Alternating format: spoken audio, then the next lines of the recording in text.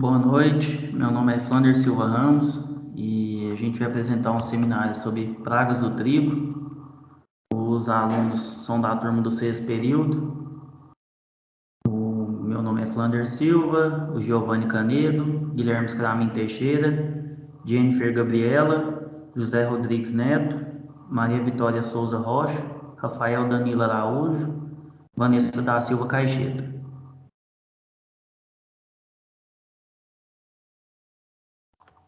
Vou falar sobre a introdução. A cultura do trigo tem todo um ecossistema, porém nem todos os insetos presentes nele são pragas. Alguns são inimigos naturais. As principais pragas presentes na cultura do trigo são os afídeos, as lagartas defradoras, percevejos e os corós.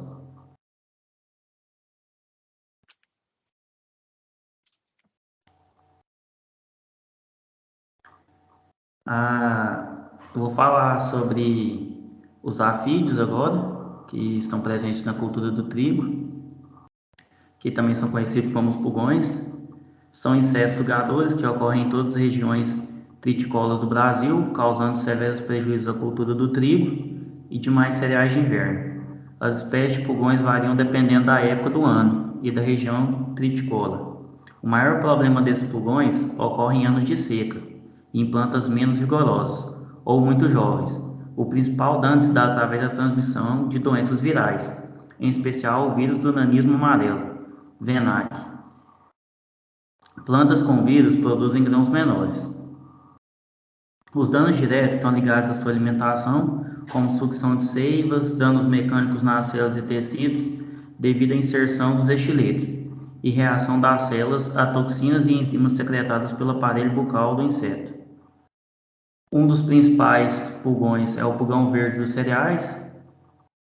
Apresenta corpo em forma de pera, cor verde claro brilhante, com uma linha longitudinal verde escuro no dorso e antenas escuras nas pontas. Em condições favoráveis, tempo seco, abundância de alimento, baixa atividade parasitóides e predadores, ocorre um aumento populacional e também é transmissor do vírus VENAC.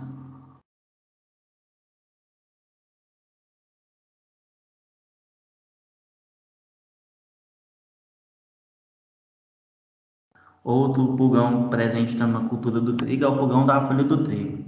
Apresenta coloração que varia do pálido ao amarelo, com língua longitudinal de cor verde escuro na parte superior do abdômen. Os alados possuem abdômen da mesma coloração, com tórax castanho escuro. Causa danos de sucção de seiva das plantas, reduzindo o número de tamanho e peso do grão, além de afetar o poder germinativo da semente. E também é vetor da doença VENAC.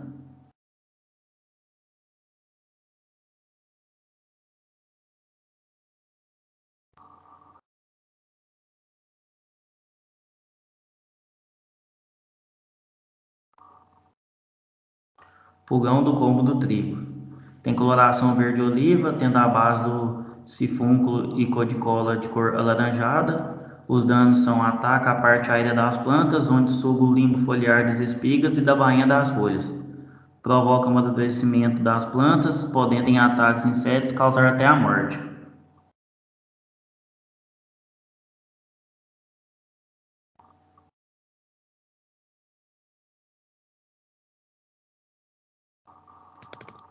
Tem o pulgão da espiga, que é o último dos principais.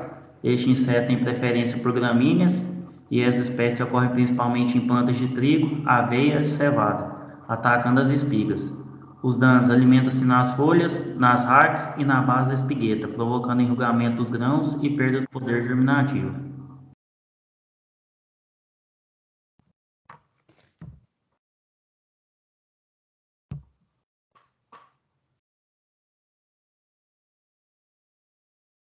Pode passar, Rafael. Coroa das pastagens. É, eles são coroa das pastagens. Ele apresenta um corpo em forma de C, né? Na fase larval dele. Eles são coleópteros e são besouro na tonalidade próxima ao preto. Eles são uns insetos de 1,3 centímetros de largura e 2,5 de comprimento. Como mostra aí na imagem aí, ele no lado esquerdo aí é um macho, logo abaixo é uma fêmea, e do lado aí apresenta uma foto ilustrativa de uma larva, o terceiro ínstar, que é a fase principal que ela ataca o sistema radicular da planta. E seu ciclo dele é anual, ele ovula em torno de 14 ovos, e isso é incubação de 1 a 2 semanas. E esse inseto aí, principalmente, na sua fase de larva, e no terceiro instar, ele consegue comer até 2 plântulas pequenas. Próximo.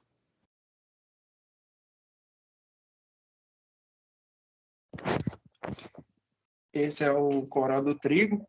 Ele também apresenta uma coloração marrom, avermelhado, brilhante. É um coleóptero também. E ele também apresenta o mesmo dano do coral da pastagem, que ele come sistema radicular da planta, sementes, e ele tem um aspecto principal que ele tem de o arranque da planta, que de acordo com o que ele vai se alimentando da planta, ele puxa a planta para o solo, então a planta some da superfície. Sua fase principal dele de ovulação é na fase de novembro a abril, é a fase que eles estão adultos, né, e tendo ovo. O principal problema dele, hoje em dia, atualmente, é por causa da palhada, que é um problema porque eles gostam de ovular, então, para proteger os ovos, e sabendo que mesmo a palhada sendo algo benéfico para outras coisas.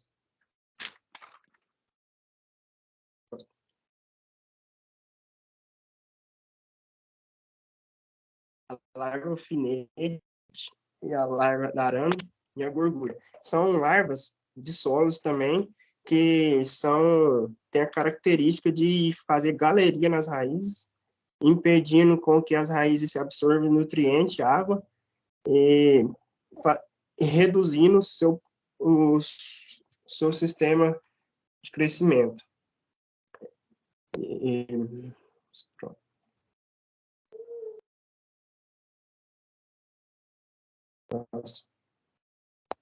Pessoal, então vamos lá. Quando a gente fala em relação às lagartas desfolhadoras, a gente tem aqui mais ou menos 3 espécies principais. Quando a gente vai falar, então, em relação às lepidópteras e à espécie de Noctuidae, né? A gente está falando, então, especificamente da lagarta do trigo, a gente está falando da lagarta militar, que é a frugiperda, e eu vou estar falando um pouco mais, né? Então, a primeira lagarta do trigo, elas são em 2 espécies, né? Bastante semelhantes, vou estar comentando aqui agora, né? A Pseudolateia adúltera e a P. adultera, né? A gente está falando que elas possuem o mesmo hábito em relação ao ataque de folhas e outros órgãos também em relação à nossa espiga de milho, né? Espiga de milho não, de trigo. E trigo tem a ver também, mas quando a gente fala em relação ao seu desenvolvimento, pode passar, a principal diferenciação entre elas é os adultos, né? Então a gente pode ver que na primeira foto, em relação a esse segundo, é da mesma espécie, mas são adultos diferentes, né? Em relação a tamanho, mas hábitos iguais. A gente fala que esse hábito, então, em relação às folhas, né? E os órgãos reprodutivos. Mas o mesmo desenvolvimento é o homometabólico, né? A gente fala que essas lagartas, elas possuem os mesmos pares, né? Então, 3 pares de pernas ali na parte mais torácicas e 5 falsas pernas em relação a abdominais, né?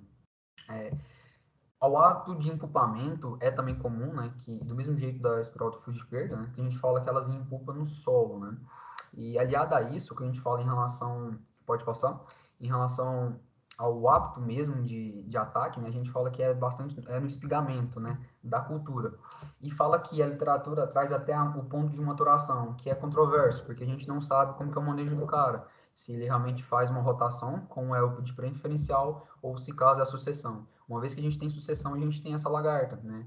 bastante polífaga, então a gente tem nas maioria das culturas, se caso não for monitoramento, que as meninas vão falar mais para frente, né, vai ficar complicado, a gente vai ter essas lagartas em ísteres maiores, né, e com plântulas pequenas, e aí é o principal prejuízo, né, em relação a plantas jovens, vão estar acamando ou tá perdendo esse stand inicial. Em relação ao hábito mesmo de alimentação, a gente sabe que elas atacam mais próximos à noite, em épocas mais nubladas, né, do dia, e temperaturas mais amenas. Então, aqui é o segundo ponto de erro. Se o cara realmente for monitorar essas pragas, né, tanto a primeira como a segunda, como a última lagarta, tem que monitorar em momentos menos quentes, né? Se o cara for lá meio-dia, 3 horas da tarde, não vai encontrar lagarta. E se encontrar, vai ser na parte mais inferior da planta, né? Pode passar? E essas 3 primeiras lagartas, juntam com a última, a gente dá a caracterização porque as Product Fruit a gente já conhece, né? Então, o Y invertido, né? Aqueles 4 pontos no final da cauda. E aqui a lagarta dos capinzais, né? Que no início a gente só tinha a presença, então, das Product Fruit Pears, a gente tinha a presença da lagarta do trigo, e agora dos capinzais ela tá vindo, né? Então, outra espécie de gramínea para cá. É apto do mesmo jeito que eu falei em relação à época onde que ela vai encontrar, mas é uma praga que está sendo agora inserida e cabe aqui ficar um ponto de atenção. Em relação ao monitoramento, as meninas vão estar falando um pouco para frente.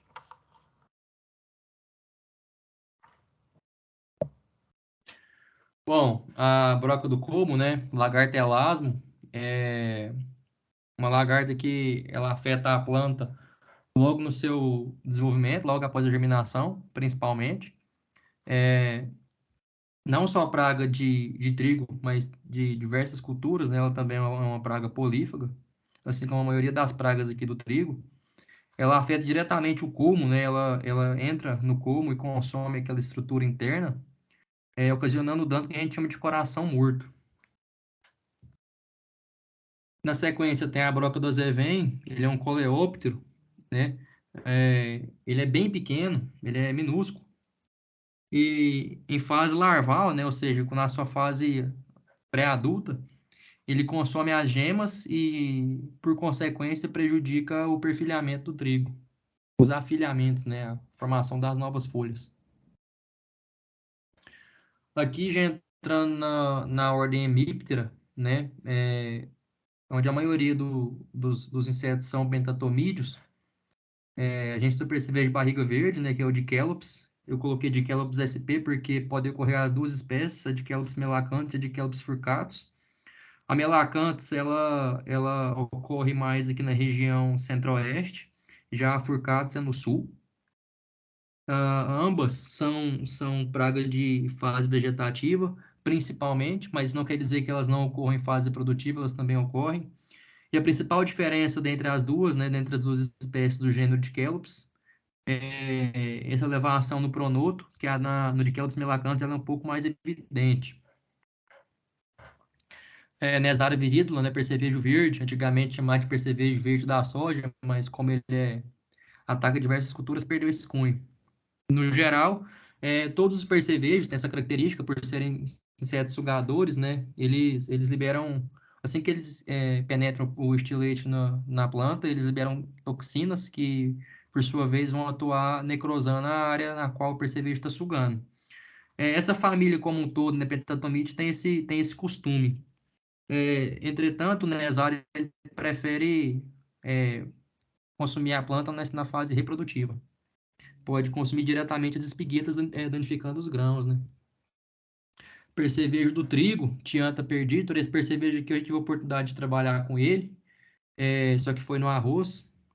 Ele, então, assim como os demais insetos dessa família são, como eu já disse, prolíferos, pode estar presente tanto desde a fase vegetativa até a fase reprodutiva, atacando como folha e espiguetas, né? E a panícula do trigo.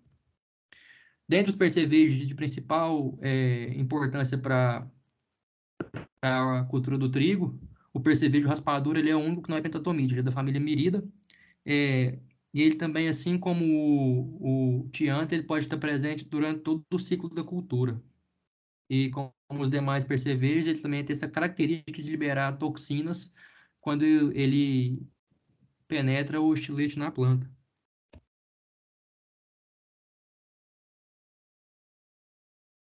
Vamos falar um pouco agora sobre o manejo integrado de pragas, né, na cultura do trigo. Como foi dito no início da apresentação, a cultura do trigo existe uma grande quantidade de insetos, mas a maioria desses insetos são inimigos naturais e poucas são as pragas. Então, o que o manejo integrado de praga indica? Que preserve esses inimigos naturais e que quando a população de praga chegar no nível de controle, utilizar o controle químico. E o que a gente tem de benefícios no manejo integrado de pragas? Lavouras mais equilibradas, onde você vai ter um equilíbrio entre a população de inimigos naturais e a população de praga. Vai ter menor contaminação para os aplicadores, porque vai ter menos aplicações de inseticidas. E tendo menos aplicações de inseticidas, vai ter, consequentemente, uma economia para o produtor.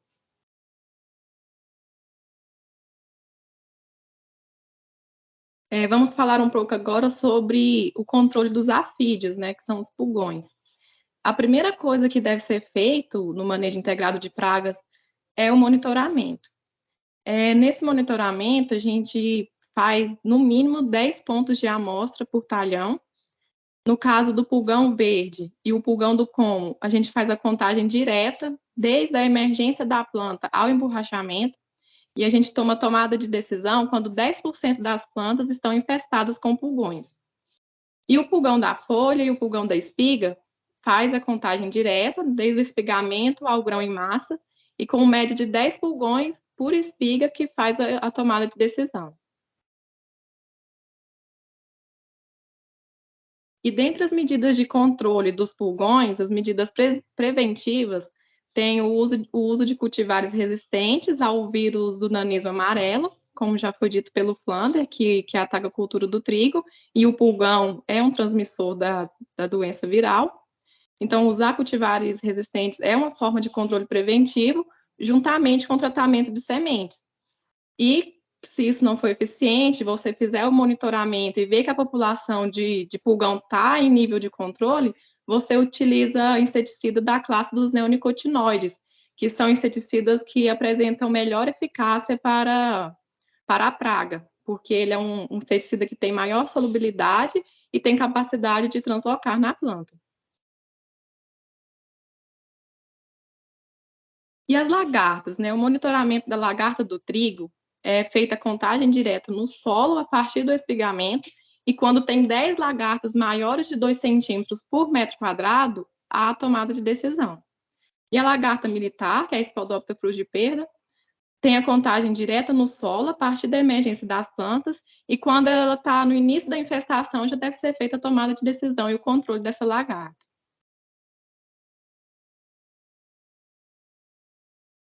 E como que a gente pode controlar as lagartas? Desde pequenas já devem ser controladas, porque a lagarta tem uma capacidade muito grande de multiplicação e o ciclo dela é muito rápido. Então, se você viu uma lagarta pequena na sua lavoura de trigo, já deve ser controlada. Por isso, é até indicado colocar armadilha de feromônio, porque assim você vai monitorar também as mariposas. Tendo mariposa na área, tudo indica que vai ter ovo na sua lavoura e logo vai ter lagarto. E uma fase da cultura que é muito importante, que o monitoramento tem que ser mais intenso, é a fase de espigamento, principalmente para a lagarta do trigo.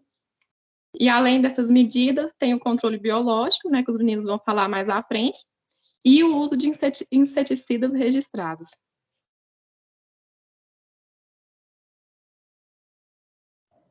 Bom, em relação ao manejo integrado de pragas do percevejo, né, o monitoramento ele é feito no período vegetativo, com a tomada de decisão de 4 percevejos por metro quadrado.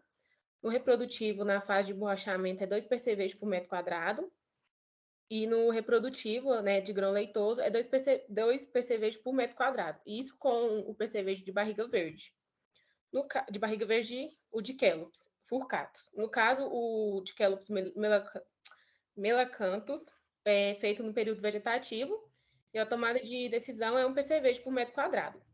Então, assim, o monitoramento ele deve ser feito durante todas as fases, com atenção especial para o estágio do emborrachamento, considerando também o período mais crítico, né, do ponto de vista de redução do enchimento de grão.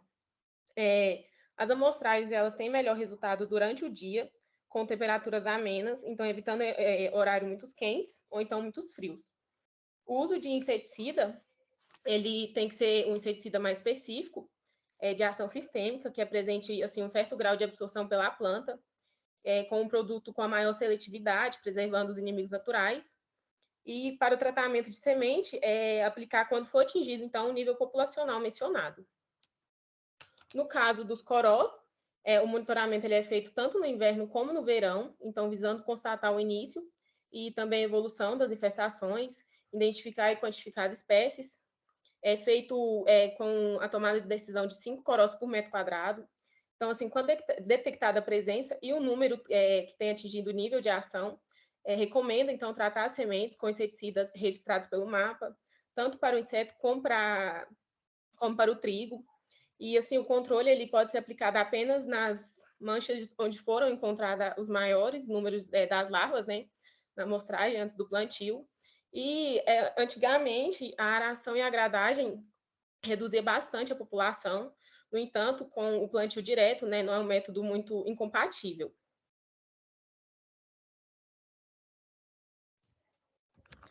Nas pragas de armazenamento, elas são responsáveis por danificar os grãos após as colheitas.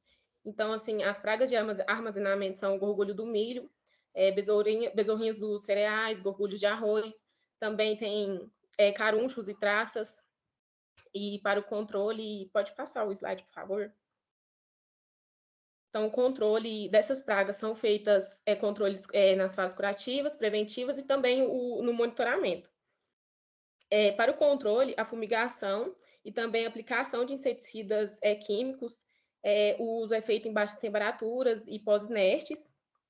Então, esses inseticidas fumigantes são substâncias químicas que, assim, dependendo das condições de temperatura e pressão, eles se apresentam no estado gasoso. Ele possui, assim, uma grande capacidade de expansão e, geralmente, eles não deixam resíduos tóxicos. O monitoramento ele é feito por meio de armadilhas ou por peneiramento de amostras, monitorando o exterior com um certo tipo de controle.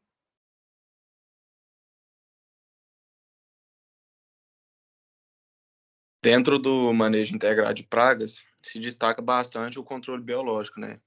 E nesse controle biológico, o uso de predadores é bastante significativo. Por quê? Nesses predadores, eles são animais que consomem vários indivíduos durante o seu ciclo de vida. Então, com isso, ele consegue fazer um bom controle dentro da lavoura que está infestada. E dentro dessas características dos predadores, eles também apresentam um baixo grau de especificidade e geralmente são mais robustos e maiores que suas presas.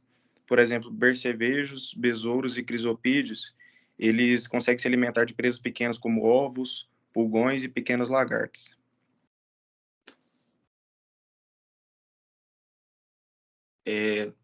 Dentre esses predadores, os principais dos pulgões do trigo são larvas e adultos de crisopídeos, larvas de sirfídeos e joaninhas, conforme as figuras abaixo. Tem a imagem de um adulto e uma larva.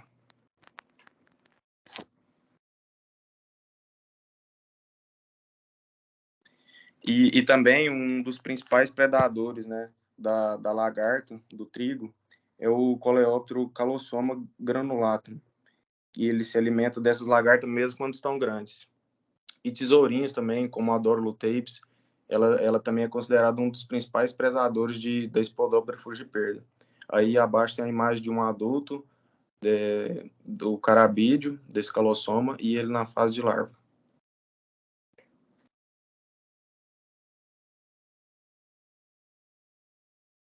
E para a gente ver o quanto eficiente é o uso desses predadores, a joaninha, ela consegue consumir no dia, em média, 30 pulgões. Então, é notório que o uso desses predadores consegue fazer um bom controle dentro da lavoura infestada.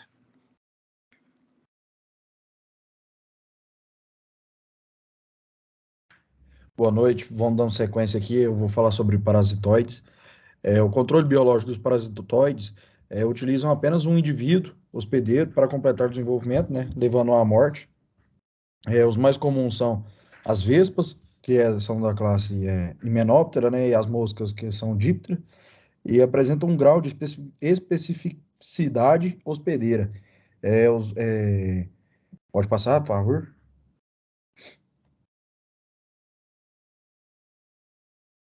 Em 1978, a Embrapa criou o programa de controle biológico, né, dos pulgões, por meio de importação de níveis naturais das regiões de origem dos pulgões, né? Hoje são introduzidas 14 espécies de parasitoides, microhimenópteros das famílias Braconidae, Apheninae e Aphelidae e de 2 espécies de joaninhas predadoras. Pode passar. As lagartas, né, do gênero Pseudaletia e Spodoptera frugiperda, como algum dos colegas aí para trás falou, são parasitadas por diversas espécies de díptero, da família Tachinidae e Hymenopteros, das famílias Braconidae e Ichenomonidae. O parasitismo por moscas Tachinidae e Hymenopteros também frequentemente nas espécies praga de Coros. Esse controle de parasitoide aí é bem sensível, né, e bem de difícil manejo, não é tão simples assim. O parasitismo acontece quando os microhimenópteros ovipositam dentro do corpo dos pulgões, aí onde se desenvolvem as larvas que alimentam do hospedeiro. Como se fosse um vírus que acaba se criando ali dentro e ele consegue matar por dentro e aí o parasitoide emana, né, do hospedeiro. E da oviposição até a emergência do adulto são em torno de 10 a 13 dias. Pode passar.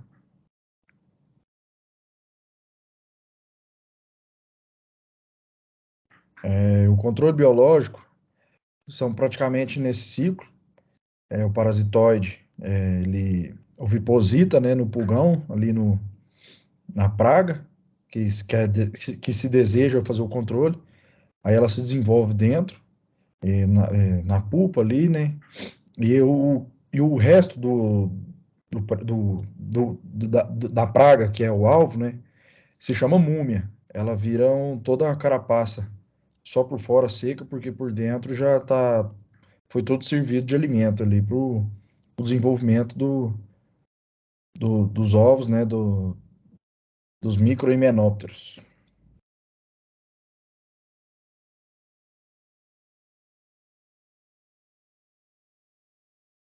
Pode passar, Rafa. Uma outra ferramenta para o controle biológico seria a utilização dos entomopatógenos, que seriam esses micro-organismos, né, que são capazes de infectar insetos de interesse agrícola, né, sendo então patógeno desses insetos levando à morte. Aqui eu coloquei uma imagem que dá para a gente ver alguns exemplos de entomopatógenos agindo, né, seja eles bactérias, fungos, vírus e dentre outros. Pode passar. Coloquei alguns exemplos desses entomopatógenos, que na cultura do trigo, a ordem Entomophinoralis, que é uma ordem de importância, porque esse fungo, ele pode atacar os pulgões e ajudar no controle dessa praga na cultura do trigo. Que, por ser um fungo, né, tendo condições ambientais favoráveis, como temperatura, né, umidade do ar relativa, seria ideal para que tenha um controle natural desses pulgões na lavoura.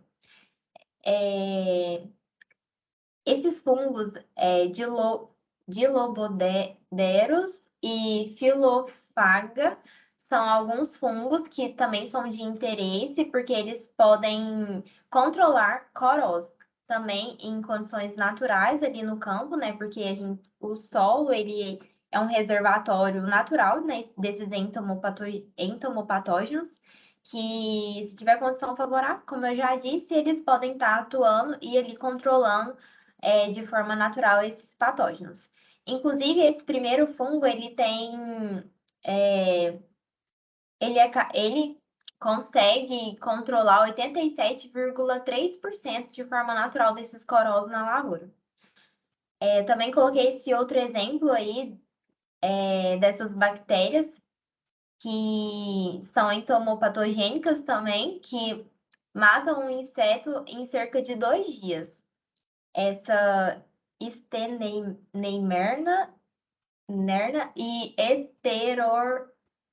Ai, gente, não sei falar bem. Enfim, são bactérias entomopatogênicas que conseguem também ali no campo fazer um bom controle de algumas pragas do trigo. E alguns fungos, bactérias e vírus, como eu já disse, inclusive vírus que é muito comum, que não é só na cultura do trigo, mas em outras culturas que é comercialmente, né, usado, é o baculovírus, que ele pode controlar diversas lagartas e assim também sendo muito eficaz como controle biológico.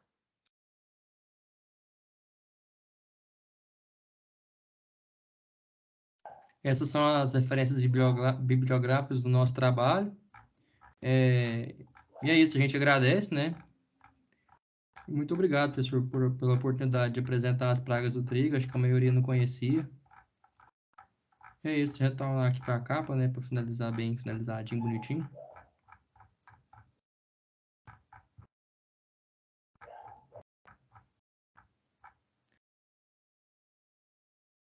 Tem um colega aqui que o nome dele ficou tampado pela parte de baixo aqui do Windows, que é o Anderson.